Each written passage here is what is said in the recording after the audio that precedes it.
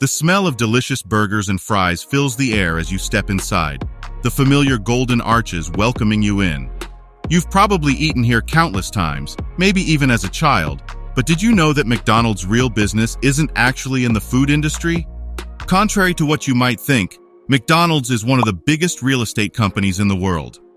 That's right, the fast food chain you know and love is actually a master of the real estate game. In this video, we'll delve into the fascinating story of how McDonald's got into the real estate industry, why it's been so successful for them, and what it means for the future of the company.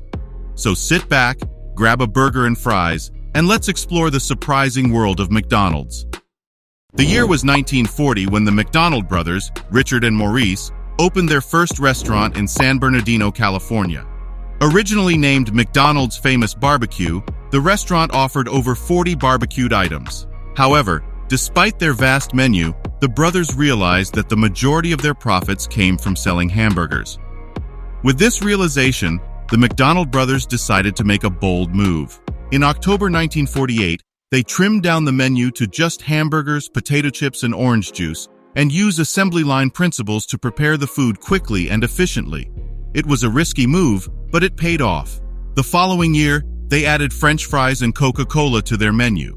The simplified menu and food preparation process allowed them to sell hamburgers for only 15 cents each, which was about half as much as a typical sit-down restaurant at the time.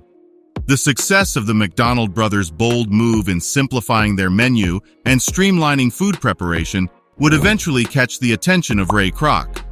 At the time, Ray Kroc was working as a milkshake mixer salesman, traveling the country in search of new customers. One day, he received an order for several multi-mixers from a small restaurant in San Bernardino.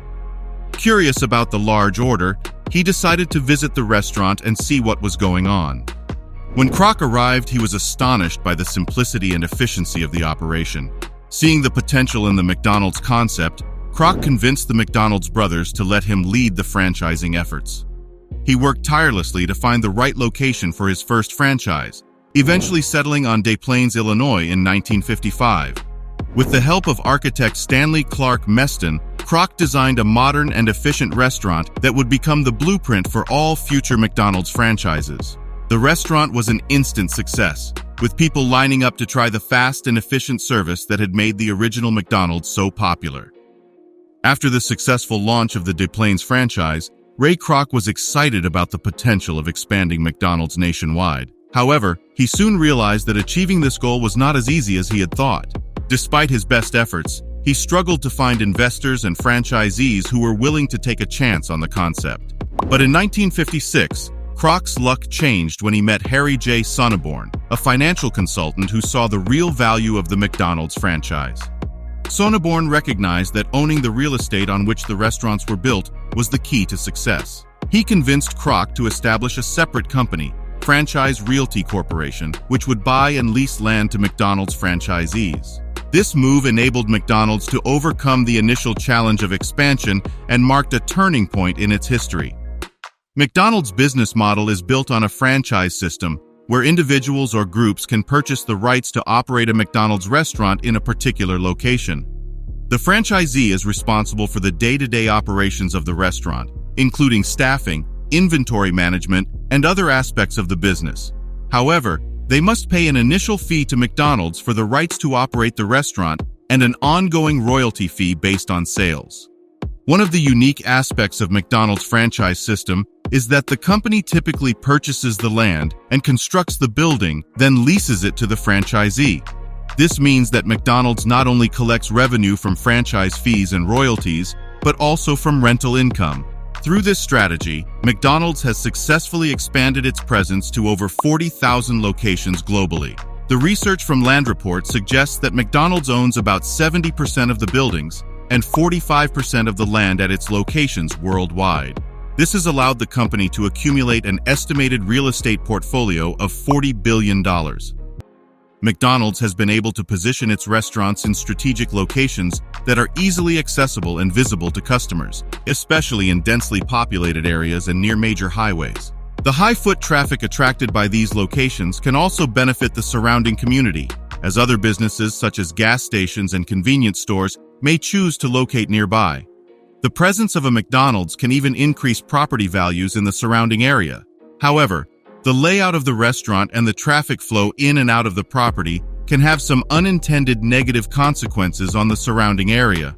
For example, if the restaurant is located on a busy street, it can lead to increased traffic congestion and noise levels, which may become a nuisance for nearby residents. Additionally, owning the land and buildings also provides McDonald's with the opportunity to charge higher rent and franchise fees to its franchisees, but this can result in higher prices for food and beverages for the customer. While McDonald's is not the only fast food company to have real estate holdings, it is certainly one of the most successful. So, what sets McDonald's apart from its competitors? Well, there are a few factors that have contributed to their success. Firstly, McDonald's has been able to use its massive scale to negotiate favorable deals with property owners and developers. By buying land in bulk, they've been able to secure prime locations while driving costs of land down through economies of scale. Secondly, McDonald's properties are strategically located in high-traffic areas, which increases the property value and makes them attractive to franchisees. This has allowed them to maintain control over their brand and franchisees as they own the land on which their restaurants are built. This ensures a consistent customer experience across all the locations.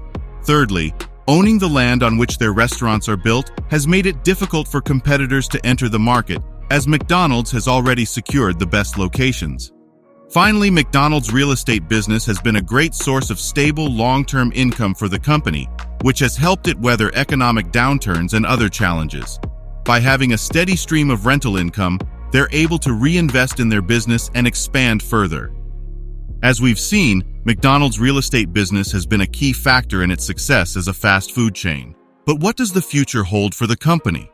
Some analysts suggest that the company may split its real estate holdings into a separate entity, as investors have been pushing the company to consider making it into a real estate investment trust, REIT, which would allow them to be traded publicly on a stock exchange. By transferring the ownership of its real estate assets to a third party, the company could generate significant cash flows and returns for shareholders.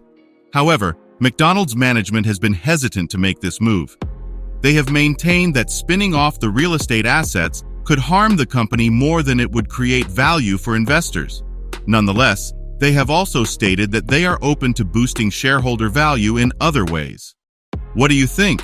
Do you believe that McDonald's should continue to focus on its real estate business, or should it spin off that division into a separate company? How do you think this would affect the company's overall strategy and profitability? Let us know your thoughts in the comments below. And if you enjoyed this video, don't forget to like and subscribe for more content like this.